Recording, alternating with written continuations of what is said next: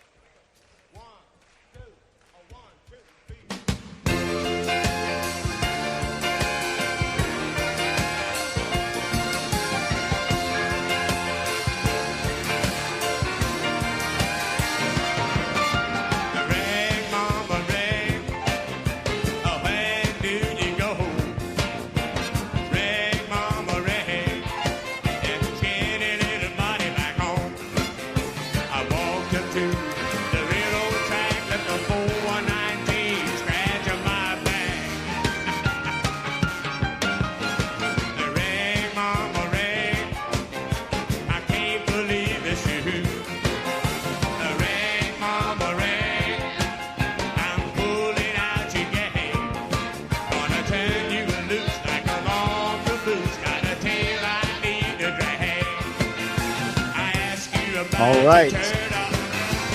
Good afternoon, everybody. Welcome to Geopolitics with Ghost. I'm your host, Gordon McCormick. Ghost at Base Patrick Henry. Today is October 21st, 2025. Today's a little bit of a different day. Coming at you live from the Shenandoah Valley, the breadbasket of the Confederacy. Hopefully the lighting out here is not too harsh. It seemed like a good idea back when I got everything set up, but now the light's gotten really intense. Kind of hard to see the screen. So hopefully y'all can hear me all right. Hopefully the internet signal is decent up here. And we're coming through loud and clear. Yeah, so today's probably going to be like an hour-long show just because I'm up here with my kids and they're napping right now, so they'll wake up here soon. So I was planning on going through the 60 minutes interview that Steve Wickoff and Jared Kushner did, but I think that that's such a great interview. There are a lot of really good sound bites in there. I'll hold off and do that on Friday just because that'll take up most of the first hour, and there are a lot of stories that I think are worth getting to. And the interview's gonna hold up. It'll hold up till Friday, so we will continue. We will table that for now. And I actually did have it. I'm on the porch. I did have it facing the other way where there's like mountains in the background because I'm looking at the mountains now. But the light was just so intense that I couldn't even see the screen. So I had to flip it around, which is why you get to look at the side of this Airbnb house we're staying at. Before we go any further, let's say what's up to one of our sponsors, and that would be Conscious Strength, our buddy Jordan Sather.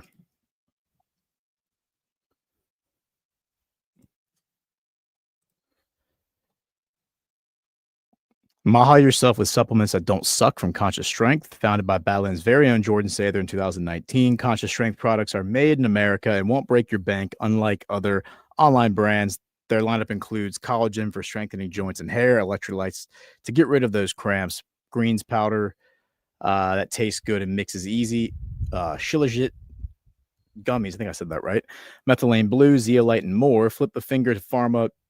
Be your own doctor and get supplements that you can trust from Conscious Strength. Go to badlandsmedia.tv/strength to shop now. One more time, badlandsmedia.tv/strength. All right. So with that said, see how the chat's doing. Seems like no one's complaining about the connection or the signal. So I think we're good. And I just got to make sure I can see my mouse because that's the most challenging part about doing something out here. Wait, let's pull that off. Okay. So the place I want to start today is I want to start with our friend Kirill Dmitriev,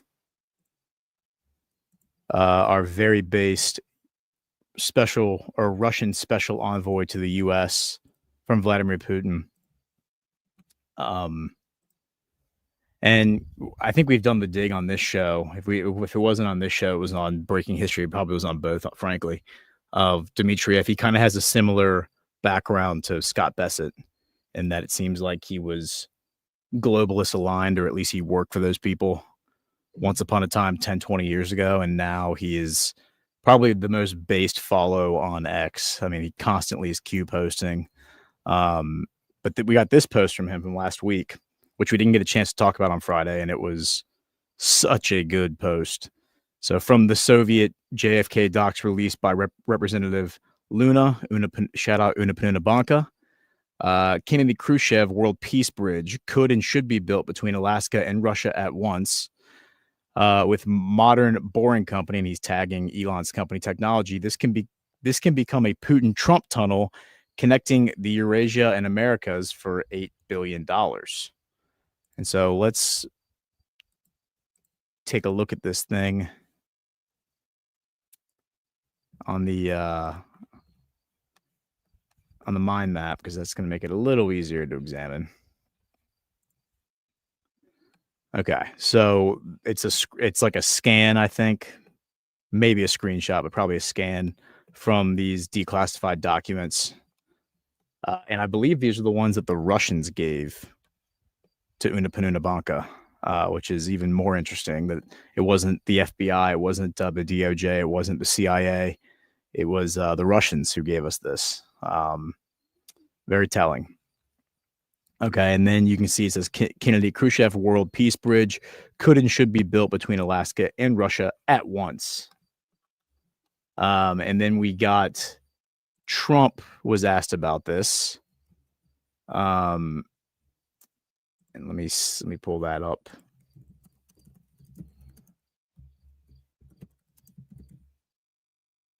And this is interesting because Matt and I have been talking about this thing, the whole possibility of a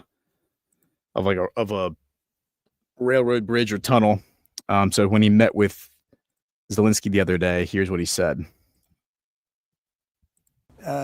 This came up yesterday, a tunnel from Russia to Alaska. That's an interesting. What do you think of that, Mr. President? Do you have any ideas? How do you like that idea? I'm not happy with this. No, I don't think you're going to like it. I don't think he liked it. I don't think he liked it. President Trump. This came up yesterday. Yeah, so Trump obviously joking around with Zelensky about it. Kind of a callback to,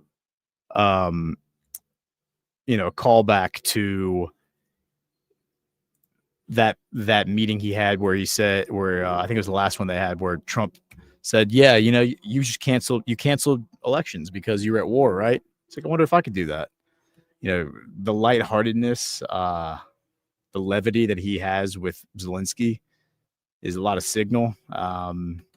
And yeah, it just seems like the whole Ukraine situation isn't really taken that seriously by Trump. He's constantly joking around about it.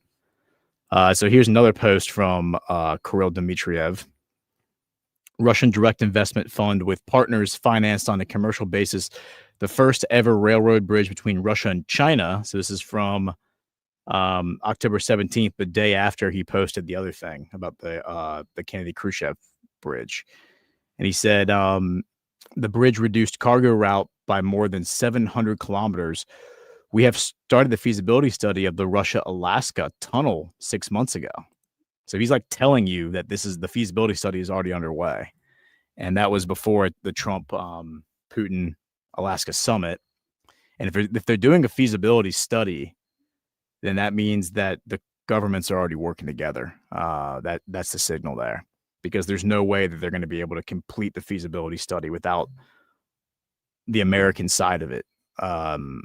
There's no point in doing the feasibility study from just the Russian side if you don't have all the particulars as it relates to the American side, because you can't really start designing until you understand the entire situation. So they're straight up telling you that this is happening, and just to get used to it and get on board with it. And so he was quote posting this CNN article about The first cross-river railway bridge between China and Russia has been completed. The bridge is 2,200 meters, which is 7,300 feet long, and has been 7 years in the making. And so that is absolutely important. And so there's a few more posts that I want to hit on with him. So one of them is this one. Posts all related to this bridge, because he was harping on this thing for days and days and days. And so here is history of the proposed Russia-Alaska link over the Bering Strait. 1860s telegraph plans. 1890s Gilpin's intercontinental rail. 1950s through 60s JFK Khrushchev World Peace Bridge. 2007 through 11 tunnel studies, intercontinental railway. Today, TBMs plus private capital. Next, permits and peace. Yeah, so he follows that up with another post that says, what's a TBM? A tunnel boring machine, a mobile factory that drills, supports, and lines a tunnel at the same time. At Boring Company, quote, no man in the tunnel tech, electric automated TBM so people stay out while robots handle digging and segment lining. And so, I mean, he's straight up telling you, not only is this deal already been done, I mean, this deal has already been negotiated. And then he follows that up with, today we made the Boring Company not boring. Like, he's just being like a jokester now.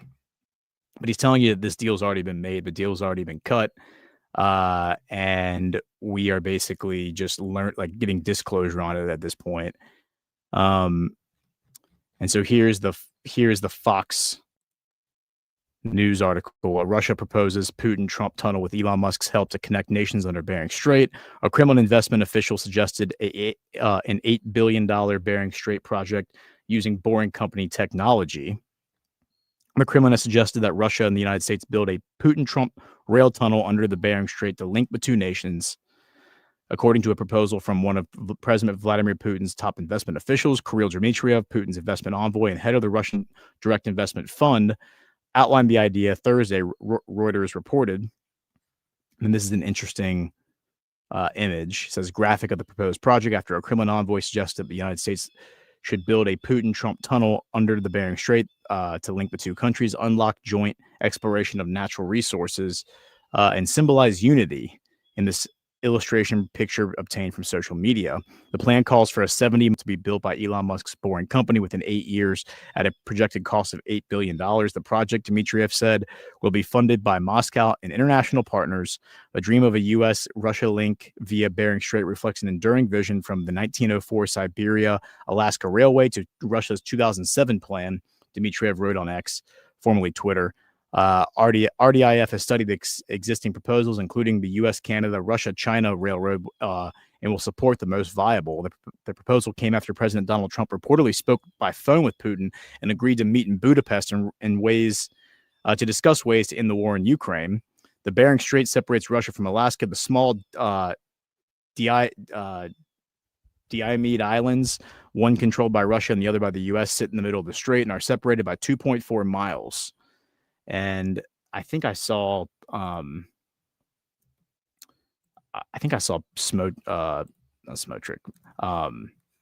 Pasovic or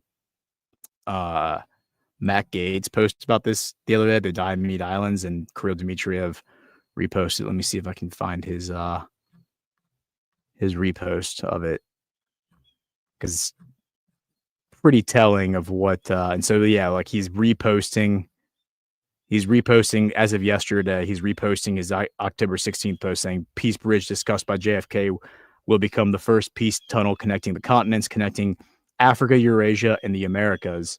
Russia and the U.S. enabling for joint projects in Arctic, a peace tunnel. And this is kind of exactly what I was talking about before, that when this happens, this is going to be about getting on a train in Florida or DC and being able to end up ultimately in Africa without getting off the train. That's what I think you're looking at here. And so I just want to see if he has this island post. Yeah, here it is. So he's reposting Jack Posobiec, and he says, "Did you know?" And then Jack is saying, "Map break: U.S. and Russia border, Little Diomede Island, Alaska." I don't know if I'm saying that word right, but so that island, the far island in the picture is Russia, and this island is the USA, and that dotted line is the national boundary line. So like when they used to make fun of Sarah Palin because she was like, "I can see Russia from my house." It's like, yeah, she probably can see Russia from her house, guys. And it's the media that's just been abject liars about this entire thing. And so I want to pull up that image though. I'm getting a gust of wind here because I want to look at these. These are interesting drawings. So they're talking about going from Chukotka, Russia, and then running over to the Diomede Islands, and then to Alaska, USA. You know, this is not like a very difficult project here. This is probably not too difficult from the Chesapeake Bay Bridge Tunnel. Let me see how long is the Chesapeake Bay Bridge Tunnel?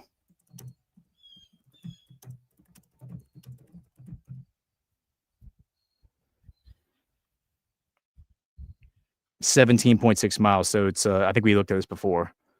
The overall facility is 23 miles, so it's roughly 20 miles between toll plazas on either side of the bridge. So this is going to be 3.5 times the length of the Chesapeake Bay Bridge Tunnel, but it's been done. And you have the English Channel, and you have others that you can point to that make this very viable. And Dmitriev is absolute signal. So yeah, I'm very encouraged by this. So let's stick with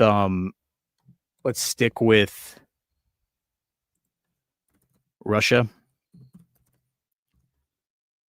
and we can go talk about one of the best stories that I think is out right now that made me laugh so hard and I thought was just fantastic. And that would be the story about Caroline Levitt.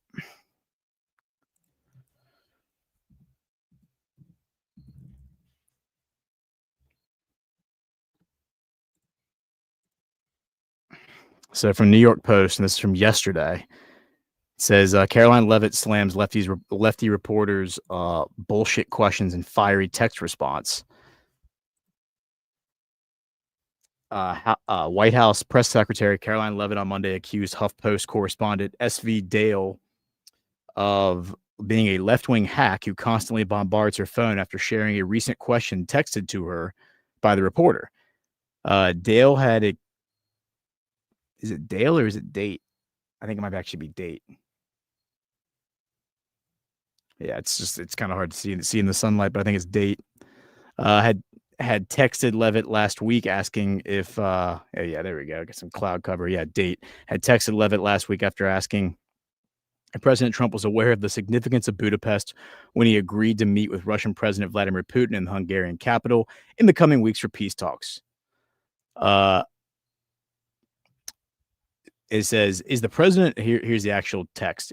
Is the president aware of the significance of Budapest? In 1994, Russia promised in Budapest not to invade Ukraine if it gave up the nuclear weapons it inherited when the Soviet Union dissolved. Does he not see why Ukraine might object to that site? Who suggested Budapest? Thanks. And then her response, which is absolutely legendary. Your mom did. Is this funny to you? Is his response. And her response is, it's funny to me that you actually consider yourself a journal. I think she means journalist. You are a far left hack who nobody takes seriously, including your colleagues in the media. They just don't tell you that to your face. Stop texting me your disingenuous, biased, and bullshit questions. Based. And so this is what this clown looks like. He looks like an absolute weenie. And I love the fact that she just absolutely slam dunked, just put him on a poster. okay, and then she was asked about this. Or she read about this in an expo. She says, for context, SV, maybe his name is Date. I'm just gonna call him Date. I mean, it's probably some really lame, like foreign pronunciation, but your name now is SV Date. Just get used to it. Of the Huffington Post is not a journalist interested in the facts. Levitt wrote in her ex post, including screenshots of her text with Date. He is a left-wing hack who has consistently attacked President Trump for years and constantly bombards my phone with Democrat talking points. Quote, just look at Date's feed. It reads like an anti-Trump personal diary. She continued, arguing that activists who masquerade as real reporters do a disservice to the profession. Date went on to press Levitt to answer his question about the Budapest summit. In the same X thread where she was mocking him, feel better now. Can you now answer the question, please and thank you? Other Trump administration officials now appear to be channeling Levitt in their responses to Date's inquiries. A HuffPost piece by Date published Monday evening on the red, white, and blue tie worn by War Secretary Pete Hegseth during Ukrainian President Volodymyr Zelensky's visit to the White House last week includes a statement from Pentagon spokesman Sean Parnell that reads, "Your mom bought it for him, and it's a patriotic tie, moron." Yeah,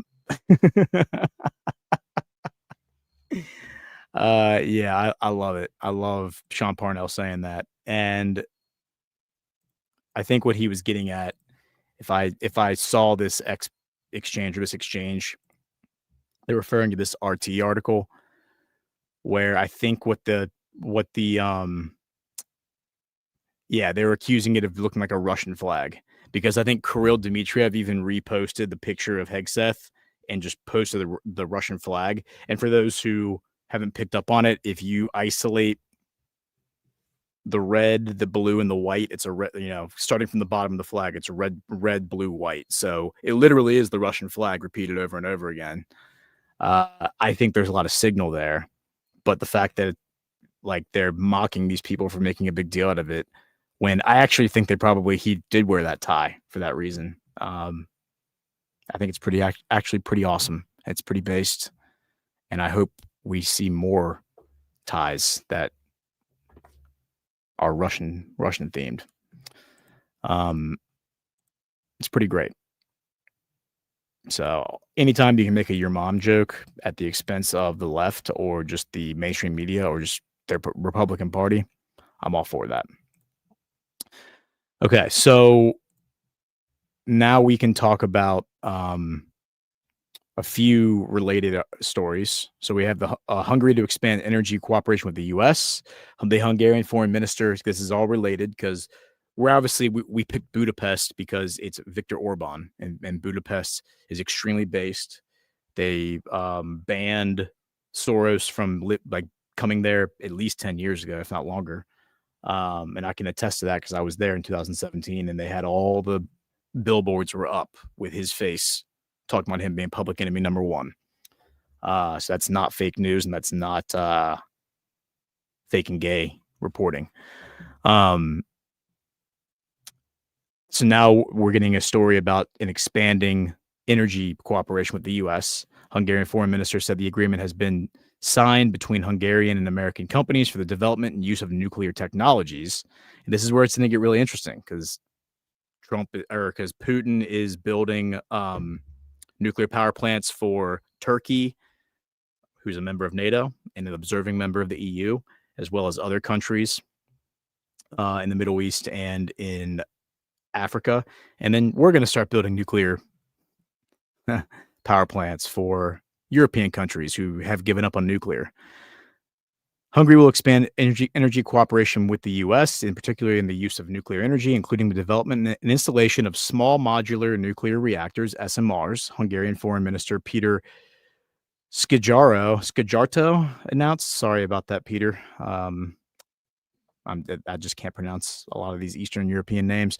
He is now in Washington, where he intends to hold meetings with Congress and the U.S. administration, as well as with the leadership of American companies. Quote, we are significantly expanding our energy cooperation and will add a very powerful nuclear component to it, the foreign minister said in an interview with Hungarian television channel M1.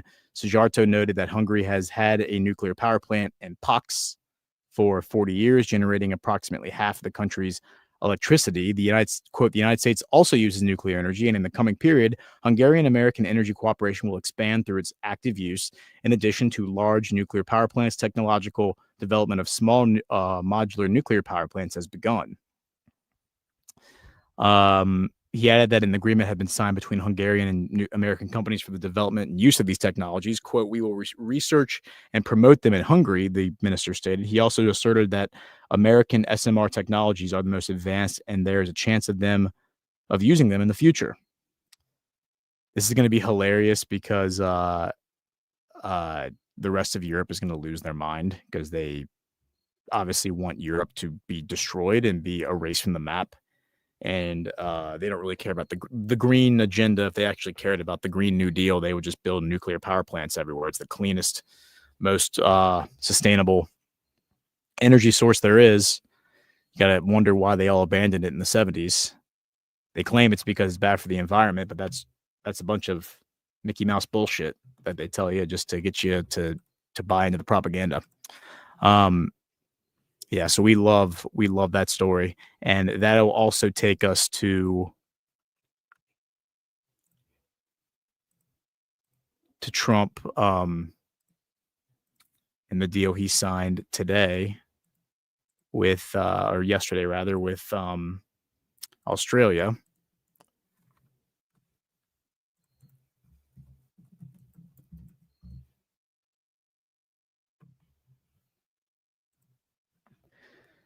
Okay.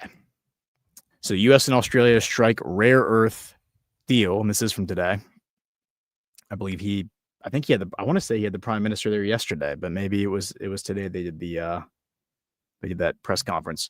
U.S. President Donald Trump and Australian Prime Minister Anthony Albanese struck a deal on Monday. Yeah, it was yesterday. Okay, aimed at expanding America's access to critical minerals. Under the agreement, Washington and Canberra will each invest over $1 billion in mining and processing projects in Australia over the next 6 months. Part of Washington's strategy to reduce reliance on China for key resources. China accounts for nearly 70% of the global production of critical minerals, which are essential for advanced technologies, including electric vehicles, semiconductors, and weapon systems. The White House indicated that these investments would focus on critical mineral deposits valued at $53 billion, though specifics regarding the types or locations were not disclosed. Quote, "In about a year from now, we'll have so much critical mineral and rare earths that you won't know what to do with them," Trump told reporters. Australia has an $8.5 billion pipeline that we have ready to go, Albanese said at the meeting with Trump at the White House. The deal comes amid ongoing tensions between the U.S. and China over rare earth supplies. Earlier this year, Beijing retaliated against Trump's trade policies by imposing export restrictions on critical minerals. Okay, so yeah, I think this all just aligns with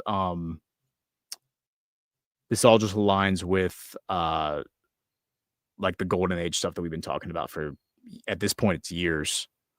But it's pure signal because even Australia, which I think was the quote unquote Western country, it's in the East, but it's a Western country that was the furthest down the rabbit hole in terms of the green new agenda, the new green agenda or whatever, right?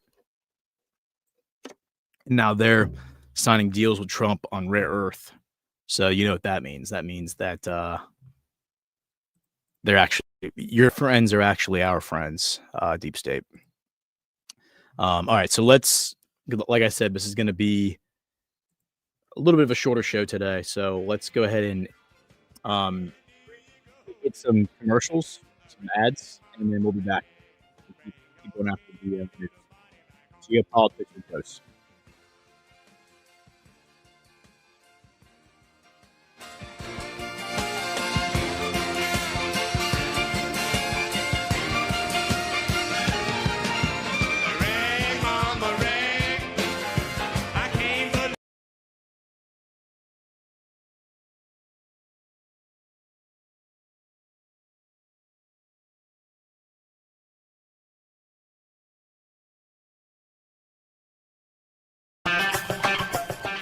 They say confidence starts with smooth skin.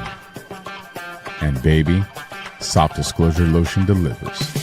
I swear by this stuff. Like, I kid you guys not. This is the first lotion I've ever had in my entire life that, like, I don't get ashy after I put it on any part of my body. Like, my hands are always dry, and my hands have not gotten ashy without, like, rinsing them through water and washing them with soap since I started putting soft disclosure on. Like, it is black man approved. I kid you not. Black man approved. You heard him. And let's be real. If it can handle his hands, it can handle anything. Feet are like, they get so dry, like the heels of them, it'll just kind of like flake off. Like, but with soft disclosure, once you put it on, like it starts to absorb it. Yeah, he went there. Don't worry, we won't show you his feet, but trust us, they're smoother too. Soft Disclosure Lotion is made with aloe, goat's milk, honey, and our exclusive oil blend that actually restores your skin barrier. Visit softdisclosure.com, use code BADLANDS, and get 15% off.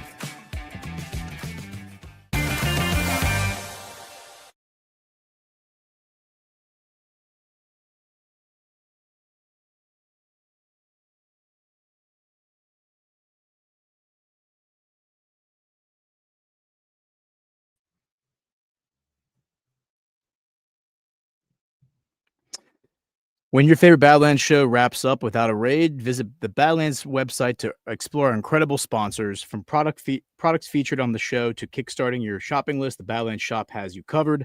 Every purchase you make is a powerful vote for the future you believe in. We make it easy to shop America first, supporting Badlands creators and patriot small businesses that champion freedom. You're not just buying a product, you're fueling a movement with every dollar spent. Thank you for supporting businesses that support Badlands Media. Head over to badlandsmedia.tv/ and click shop from the menu, or go directly to badlandsmedia.tv/shop.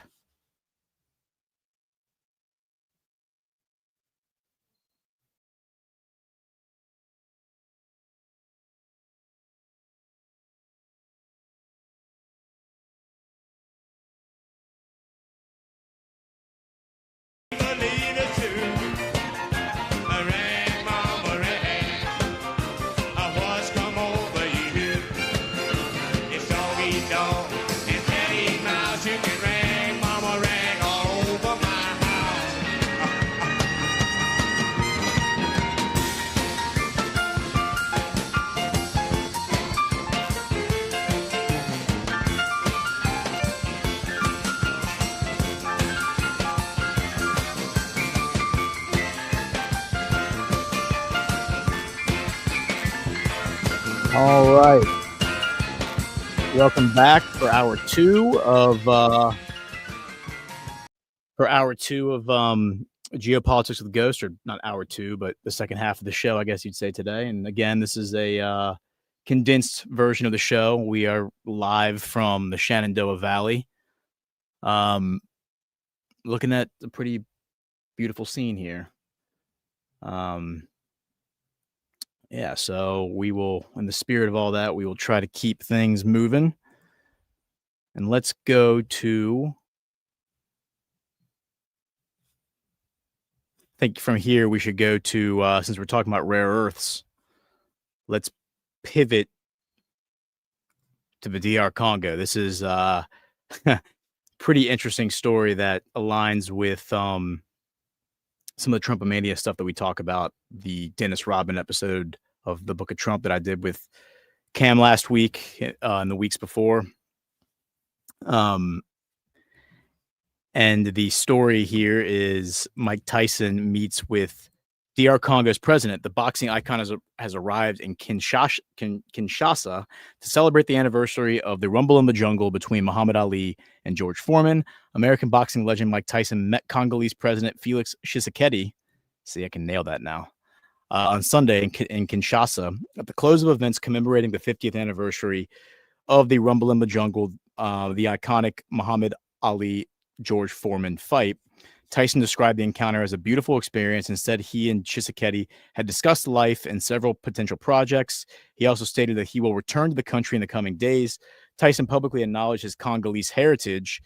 According to the press service of the DR Congo's president, Tyson arrived in Kinshasa on Saturday and met with young boxers as part of the anniversary celebrations. During a press conference at the newly renamed Ali Foreman Stadium, formerly known as Stade Tata Raphael, The boxer shared an emotional reflection on the significance of the venue. Quote, "I would love to be in the same room that Ali and Foreman were in. Yeah, I would like to do it. That would be amazing," Tyson said. The Rumble in the Jungle took place on October 30th, 1974 in Kinshasa, and is considered one of the most iconic boxing matches in history. Ali stunned the world by knocking out Foreman in the 8th round. Tyson, often described as one of Ali's spiritual successors, recalled how the fight impacted him personally. Quote, "Well, the fact that it's called Ali Foreman Stadium, it speaks for itself. It was a wonderful fight. Ali was successful, and it will last in the memories forever. I was 9 years old when that happened, and I remember when that fight took place. I remember the excitement of it." Tyson, born in 1966 in Brooklyn, U.S., is widely regarded as one of the greatest heavyweight boxers of all time. Nicknamed Iron Mike and also dubbed the baddest man on the planet, he rose to fame in the 1980s with his explosive power and aggressive style. In 1986, just 20 years old, he became the youngest heavyweight champion in history after winning the World Boxing Council title. He later unified the WNBA and IBF belts, dominating the division for several years. So what's interesting about this is this definitely is an echo or like a callback to the Kanye MBS connection, but really more importantly, the Dennis Rodman, Kim Jong-un connection. You know, Shisekedi, Felix Shisekedi is definitely our guy, I think. I think he's definitely a Sovereign Alliance bro. So I don't think that Mike Tyson is needed to like establish a back channel or like a communication channel, like the way that maybe Dennis Rodman did with Kim Jong-un. I think it's really more, this is more like a cultural optics exercise, because remember, Mike Tyson is one of those characters that kind of had his fall from grace, much like Dennis Rodman, much like Michael Jackson, much like Tiger Woods, Tom Brady, a number of these elite athletes, and Trump backed him. Like Trump was one of the few people who always had Mike Tyson's back and said that he thought Mike Tyson got a raw deal and that the media was lying about him. And yeah, so I think we probably will do an episode like Michael Jackson will probably get his own episode, but we probably will do an episode like Cripples, Bastards, and Broken Things. That'll include like Mike Tyson, Tiger Woods, a few of these other guys that Trump backed even when nobody else would, because there's so many of them. Another one is Steven Seagal. Talk about like a martial arts expert. Steven Seagal has been in Putin's administration for the past like 10 years, and he's been like super pro Trump the entire time. And I think there's a lot of signal there. So this is just like reinforcing this narrative is just reinforcing that everything happening with DR Congo is against Israel, because Israel is the one that has lost their rare earth monopoly there. It's against Rwanda. Rwanda represents the deep state, the globalist UN deep state, and pro-nationalism, because the DR Congo is a part of this African movement for sovereignty. And so on that note, let's just hit a few more African stories since we're here. Tensions flare in Nigeria over separatist leaders' detention. The African states police have been accused of using force against demonstrators calling for Nnamdi Kanu's freedom. Police in Nigeria have arrested several people, including journalists and lawyers, during protests demanding the release of separatist lawyer Nnamdi Kanu in the West African country's capital, Abuja. Rights groups have reported protests in Abuja on Monday turned violent after security forces fired tear gas and water cannon to disperse crowds, according to multiple media outlets. Quote, protesters, lawyers, and journalists were subjected to atrocities that include arrests, beatings, confiscation of cameras, as well as dangerous and reckless use of tear gas. The local branch of human rights nonprofit Amnesty International wrote on X. The organization accused Nigerian authorities of failing to respect and uphold the right of freedom to assembly. Kanu, the leader of the indigenous people of Biafra, a group that seeks independence for Nigeria's ethnic Igbo-dominated southeastern region, has been in custody since 2021 when he was extradited from Kenya to face charges including terrorism and treason. Abuja has banned the IPOB and designated it a terrorist organization, accusing it of leading violent campaigns against the state for Biafra's secession. Biafra existed as an independent nation from 1967 to 1970, but lost its statehood after a brutal 3-year civil war with the Nigerian military. So I haven't done the dig on the IPOB or KANU, but this has like color revolution written all over it. Nigeria is definitely one of the ECOWAS being like an EU style regional governing authority in West Africa. Nigeria, I think, is one of the seats of power for the ECOWAS. The other one, I believe, is the Ivory Coast. That's just my opinion. So I think like an earnest populist movement in Nigeria would make a lot of sense. And if that were to happen, that would be very bad for the globalist cabal, the globalist elite. So the fact that we are seeing this, I think, is interesting and noteworthy. But I don't have a read on who the separatist, is this Nnamdi Kanu guy in prison and accused of being a terrorist because he's actually an earnest freedom fighter, or is he actually like an intelligence asset who was rightfully detained and thrown in prison, and now the assets of the deep state are trying to get him free and start a revolution over his imprisonment? We'll have to wait and see. The timing, I mean, the fact that he's been detained since 2021 and now all of a sudden, 4 years later, we're getting these like violent demonstrations calling for his release, leads me to suspect that he's probably a bad guy that was rightfully detained. And now this is like a color revolution, but we'll have to wait and see what comes of that.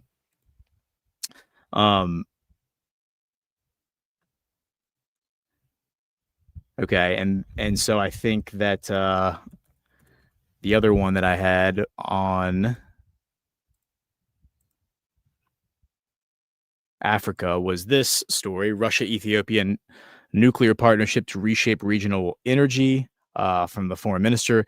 Addis Ababa wants to lead in regional energy exports and high-tech development. Gideon Timotheos has said Ethiopia's partnership with Russia in the field of nuclear energy is set to transform the African country's energy landscape and regional influence. Foreign Minister Gideon Timotheos said on Tuesday, speaking after talks with Russian Foreign Minister Sergei Lavrov in Moscow. The minister emphasized that the agreement signed with Rosatom, there's Rosatom again, I'm just saying over and over and over again, we keep getting this, which includes the planned construction of Ethiopia's first nuclear power plant, represents a major step for both countries and for sub-Saharan Africa as a whole.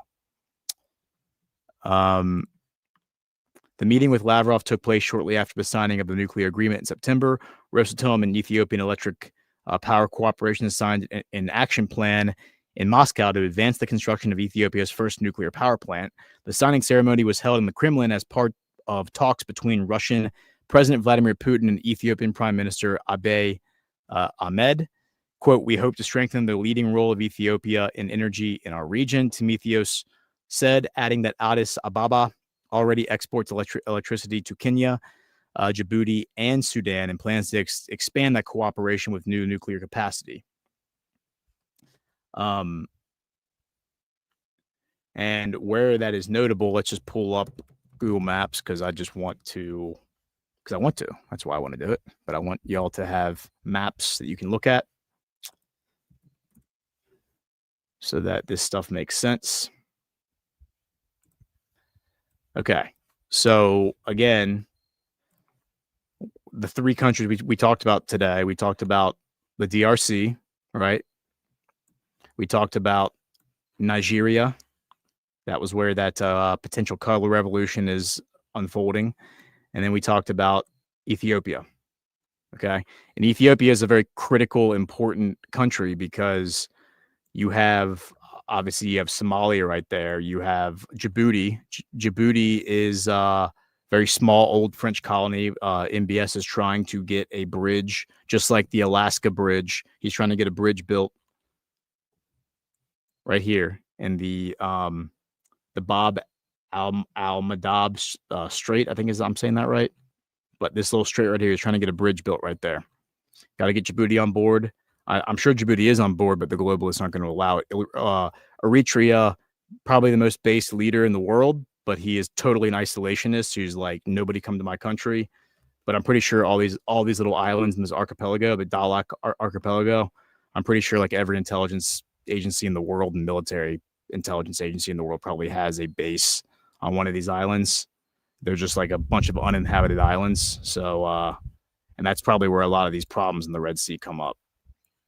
So anyway, Ethiopia becoming like a nuclear powered country is going to be huge, because then they can lift Somalia out of it. They can lift Djibouti out of it. They can help Sudan. They can help Kenya. Sudan's got a pretty intense civil war going on right now that's been going on for a couple of years. So that's really, really important. And then the other was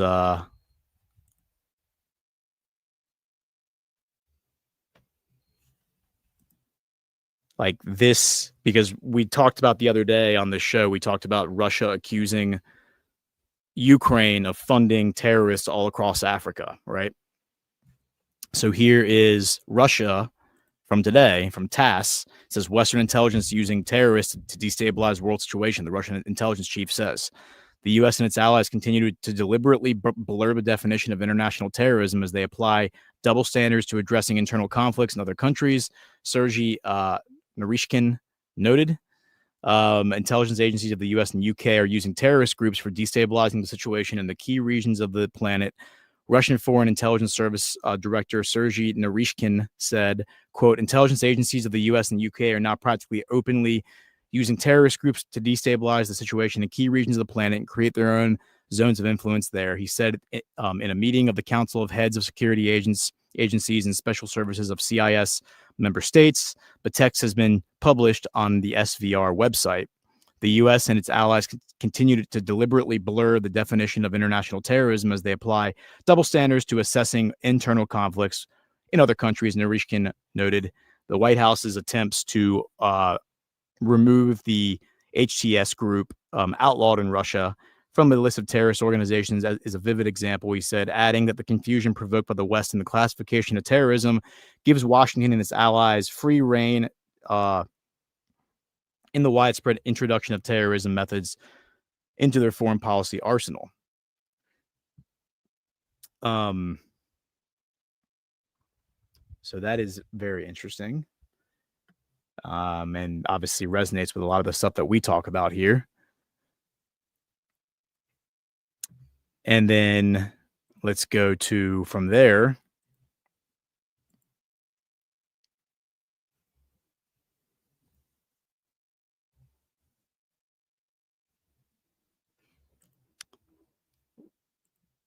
Let's go to kind of come full circle. We'll go back, talk about Lavrov for a second, and then kind of leave Russia, and we'll finish up with one or two Middle East stories, and then South America. So I think we're covering a lot of ground here in like a 1 hour, 15-minute show. Root causes of Ukraine conflict must be addressed, says Lavrov. Russia is seeking a lasting peace with Ukraine rather than a temporary pause in the hostilities, the top diplomat has said. Moscow remains committed to achieving a lasting peace with Ukraine and addressing the root causes of the conflict, as Russian President Vladimir Putin and U.S. leader Donald Trump agreed to during their talks in Alaska. Foreign Minister Sergei Lavrov has said. The top diplomat made the remarks on Tuesday, apparently responding to the latest change in Trump's rhetoric. Over the weekend, the U.S. president called for an immediate halt of the hostilities along the current front lines, urging the two sides to leave it the way it is right now and negotiate something later on. Quote, Russia hasn't changed its position compared to the understandings reached during lengthy negotiations in Alaska. The consensus reached back then, which President Trump succinctly formulated when he said that in a long-term sustainable peace is needed, not an immediate pointless ceasefire. So there you go. Simply stopping. Moscow remains fully committed to his formula, the foreign minister stressed, adding that he reaffirmed the position to the U.S. on Monday when speaking to Secretary of State Marco Rubio. Lavrov firmly rejected the latest calls made by Washington to stop immediately and let history judge, adding that such an approach would not bring a lasting peace. Quote, simply stopping means forgetting the root causes of the conflict, which the American administration since Donald Trump's arrival in office has clearly understood and articulated, he stated. Moscow has repeatedly said that it is seeking a lasting settlement to end the Ukraine conflict rather than a temporary halt in hostilities, which it claimed would only give breathing room to Kiev and allow its Western backers to bolster its military. Yeah, and again, this is about the denazification efforts, and it's not, denazification means going after the organized crime syndicate that operates in Kiev, but is absolutely connected to both Tel Aviv and Washington, D.C. and London, among other places. And that kind of connects us right now to the pro-Ukraine activist sentenced to 21 years for attempted murder of the Slovak prime minister. Remember, May of 2024, Robert Fico was shot 5 times in the chest because he was trying to pass legislation in Slovakia that would force all NGOs that were receiving more than 20% of their funding came from a foreign source. That meant they had to publicly list all their donors. And the argument against it was, if y'all do this, you're going to destroy the NGO network. Oh, why? Because the CIA won't be able to launder money to NGOs that are used to then overthrow governments. Yeah, that's exactly what it was. And it turns out, this guy, Juraj Sintula, was a Ukraine supporter. Imagine that. Couldn't have happened to a nicer guy, right? So he's a terrorist, obviously, a Ukrainian Jewish Nazi terrorist. I don't know if he's Jewish, but the Ukrainian regime is definitely a Jewish Nazi regime. And then, on the lines of corruption, that also takes us to the ex-French president, Sarkovsky, right? Or Sarkozy, I think is how you say his name, Nicolas Sarkozy. He will serve 5 years in prison after being found guilty of conspiring to raise funds from the late Libyan leader Muammar Gaddafi. Footage has appeared showing former French President Nicolas Sarkozy and his wife, Carla Bruni, holding hands while walking to a car that will take him to Paris's La Santé prison, where he will start a 5-year sentence on Tuesday. Sarkozy, who led France between 2007 and 2012, was convicted by a Paris court last month over a 2005 plot to obtain secret funds from the late Libyan leader Muammar Gaddafi, against whom he led a NATO-backed regime change operation that destroyed the country. A crowd of supporters applauded and chanted Nicholas, Nicholas, as the 70-year-old hugged his spouse and got into the black vehicle. So this is notable because, as it said, like, this guy is, at least he's the scapegoat, at least, for like the NATO-led coup to overthrow Gaddafi in 2011, which led to the Benghazi incident of 2012, where the 4 Americans died, and it also led to the creation of ISIS by raiding Gaddafi's armory, right? So let's see. And then the final story, I think, on like Russia, Ukraine, is just the U.S. opposing seizing Russian assets. I wrote about this in the news brief this morning, but the TLDR is that the U.S., like the Trump administration, opposes like the EU push to seize Russian assets, as a collateral, and then using those assets to finance loans, to take loans out. They would use the assets as it's $300 billion in Russian assets they have targeted. And then they use the assets of collateral to take loans out, and then they give the loan money to Ukraine, as opposed to, taking money out of their own coffers, because they're all broke. They don't have money to give to Zelensky. It's interesting that the Trump administration opposes this. And one of the reasons they give is that this won't just impact the Russian economy, this will impact the global economy. And that is absolutely true, because as we've been discussing on this show and on Breaking History and Badlands Daily, Russia has established all these bilateral trade agreements with these different countries. And if you go in there and you freeze $300 billion, or you seize rather $300 billion worth of Russian assets, which I assume are already frozen. I guess they've already been frozen for years. You potentially are going to impact these global deals where nuclear deals have been signed, and this could have a domino effect on the global economy. Not that these people know anything about economics or free trade or any of that stuff, but it's absolutely absolutely critical to, I think, point to it. So that said, I'm looking at the Middle East stories that I had, and I think we'll probably just hold off on all those until Friday. Just the teaser that I'll give you is that, like, the 60 Minutes interview that we're going to talk about on Friday, I mean, loaded with signal that the theory on Kushner, that Kushner has an axe to grind the diaspora, I mean, is looking more and more like that might be the case. But here's the headline: Kushner, Israel must improve Palestinian lives if it wants to integrate into region. And that there's a lot of other things he said that were just shots across the bow for Netanyahu. So yeah, I think Jared Kushner, who has been one of the most reviled and hated figures, I think, in the Trump administration, because everyone accuses him of being like a puppet for the diaspora, for Netanyahu. I don't think that is. I don't think that's the case at all. So we will talk about that more in length on Friday. My kids might be coming out here in a second. So before they do, let's talk about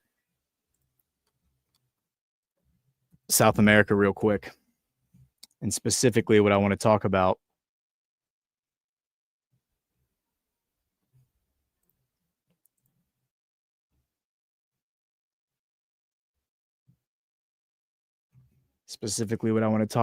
are Trump's posts. But so we have the Colombian president, Gustavo Petro. We've been talking about this guy a lot in the past week or two. We played his video, his speech from the UN from last month. Very base speech where he called out members of the U.S. government as being in league with the Colombian drug cartels. He cited the fact that I think he said he extradited like 700,000 criminals, which seems very high. I don't think it was that many, but maybe it was.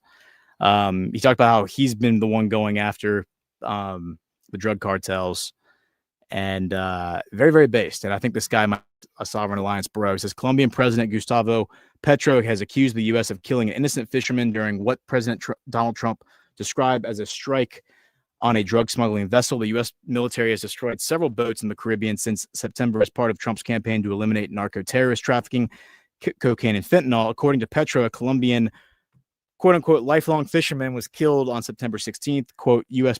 government officials have committed murder and violated our sovereignty in our territorial waters. Fisherman Alejandro Carranza had no ties to drug traffickers, and his daily activity was fishing, Petro wrote on X. He added that the boat was drifting due to an engine failure and sent a distress signal. We are waiting for an explanation from the U.S. government, he wrote. So we'll have to see about, how much truth there is from all this stuff. Trump says that, on Saturday, Trump said that a Colombian national and an Ecuadorian national picked up from a drug-carrying submarine would be deported to their home countries for detention and prosecution. It says last month, the U.S. revoked Petro's visa after he called on U.S. soldiers to disobey Trump's orders, which seems just more and more like Trumpomania stuff to me. But I wanted to pull up the Trump truth post where he talks about Petro, because he just posted about this, I think, yesterday, 2 days ago. Sorry, I have it opened in the wrong browser. I got to open it in this browser.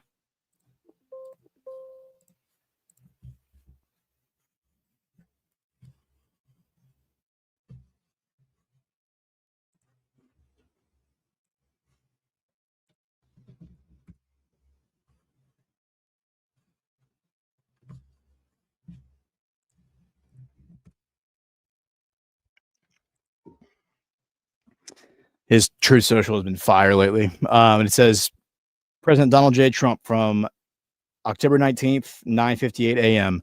President Gustavo Petro of Colombia is an illegal drug leader, strongly encouraging the massive production of drugs in big and small fields all over Colombia.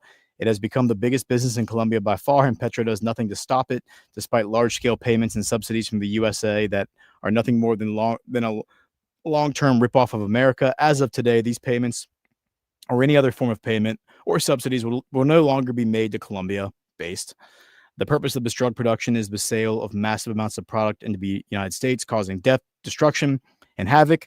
Petro, a low-rated and very unpopular leader with a fresh mouth toward America, better close up these killing fields immediately, or the United States will close them. Will close up for him, and it won't be done nicely. Thank you for your attention to this matter, President Donald J. Trump. Yeah, so that just reeks of Trumpomania. All right, so I want to hit some rants and some boosts. Please hit the thumbs up, guys, if you are enjoying the show. Before we do that, I'm going to talk about GART for a minute, because we have, in a few weeks, actually, we're only, 3 weeks away, less than that. The Great American Restoration Tour is going back to Cocoa Beach for GART 10. Very excited about this. Am I showing the latest and greatest? I don't think I am showing the latest and greatest graphic. It's my bad, because I don't think the Zerbos are going to make it, unfortunately. We're going to miss them, but Josh Reed is going to be there. And I am looking forward to meeting him. So go to badlandsmedia.tv/events to get your ticket, in person or virtual. We're going to be holding another virtual live stream for ticket holders this Thursday, I believe at 2:30. So go to badlandsmedia.tv/events to get your ticket today. And I look forward to seeing everybody there. Very excited for GART 10. All right, let's check on the chat, because the sun has now positioned itself in the most obnoxious place imaginable.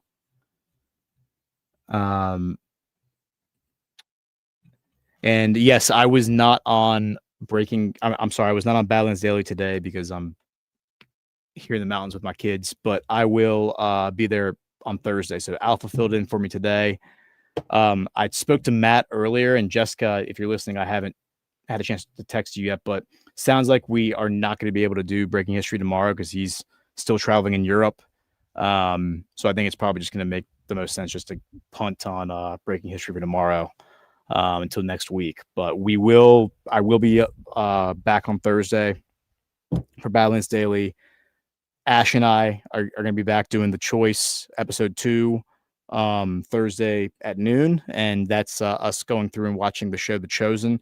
So go watch The Chosen episode 2, and we'll be talking about it on The Choice on Thursday. And then I'll be back doing Geopolitics with Ghost on Friday at the normal hour. All right, so let me see what we have in terms of rants and boosts.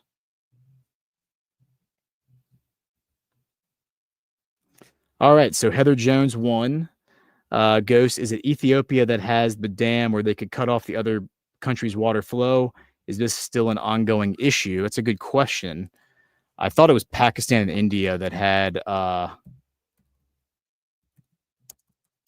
the dam issue, but yeah, it looks like the Grand Ethiopian Renaissance Dam is a controversial dam in Ethiopia located in the Blue Nile. Yeah, that's the one that cuts off flowing to the Nile. You're right about that. So Ethiopia can Trump's been talking about that. Cuts off the waters to the Nile. So good call on that, Heather. Very, very good call. I need to make a note of that to see if that's in any way connected with this evolving situation with Russia. And then let me check the Badlands boosts.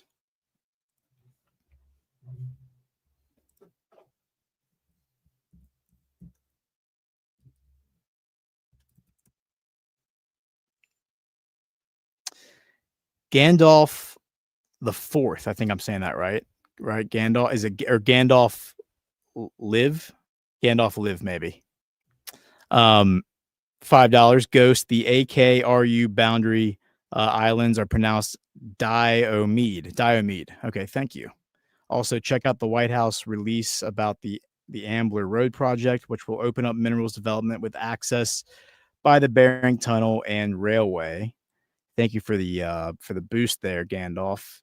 Let me pull this up. The Ambler Road project is a proposed 211-mile industrial road in Alaska designed to provide access to the remote Ambler mining district.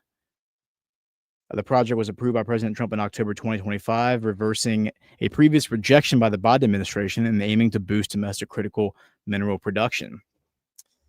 That is very notable. It looks like this is from October 6th. I'm looking at a executive order and a fact sheet from October 6th.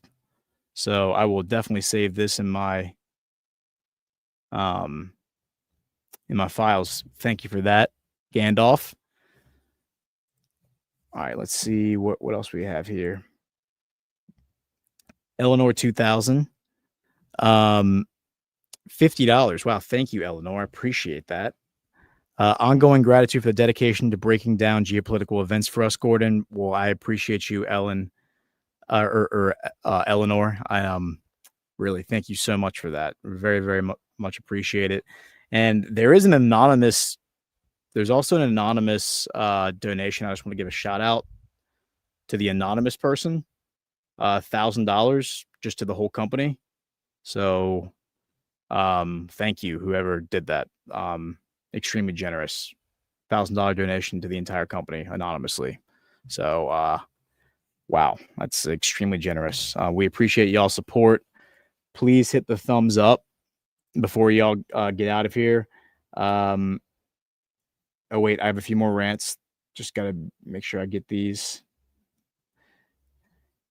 Yanathiok, $5. Igbo is pronounced Igbo. It's an ethnic group from the southern part of the nation. Igbo.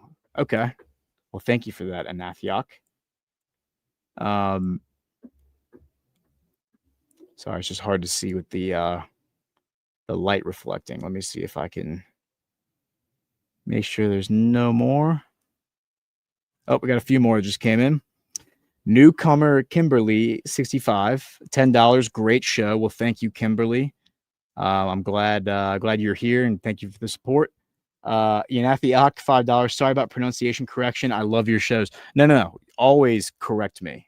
You should always correct me whenever there is. I like to be corrected. I do mispronounce words. It's kind of my shtick, but I don't mind being corrected. I like learning new things. So feel free to correct me at all times. All right, guys. Well, once again, hit the thumbs up. I'm going to go ahead and shut things down here. Badlands Daily. And then we'll be back here on Friday to do Geopolitics all over again. So hit the thumbs up. Geopolitics with Ghost.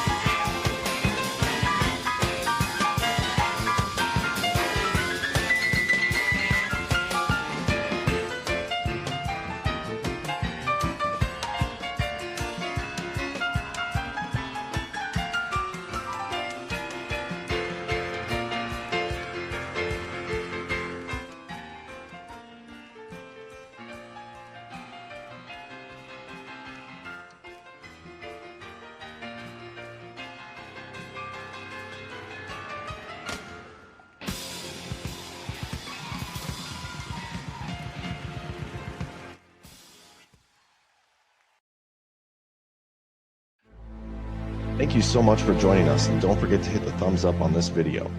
And a special thank you to all of our advertising partners. Please remember to shift your dollars to support those businesses that support Badlands Media.